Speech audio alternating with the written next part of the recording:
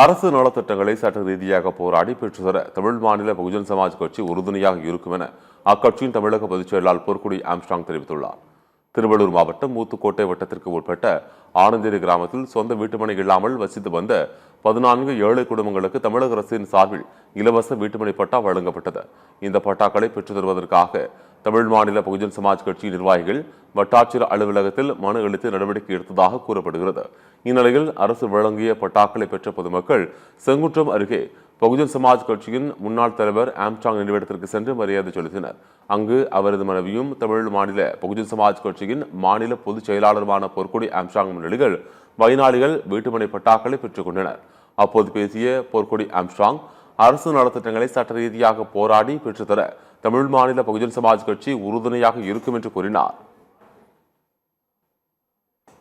திருவள்ளூர் மாவட்டத்தில் உள்ள ஊத்துக்கோட்டை வட்டத்தில் நிறைய ஏழை மக்கள் இருக்கிறாங்க. வீடு இல்லாமல் கஷ்டப்பட்டு இருக்கிறாங்க. நம்ம கட்சி நிர்வாகிக்கிட்ட நிறைய தடவை முறையிட்டிருக்கிறாங்க. சட்டப்படி கட்சி நிர்வாகிகள்லாம் போராடி அவங்களுக்கு தேவையான பட்டா வழங்கியிருக்கிறாங்க. இதே மாதிரி நம்ம தொடர்ந்து போராடி நம்ம ஏழை மக்களுக்கு தொடர்ந்து உதவி செய்வோம் இந்த கட்சி சார்பாக.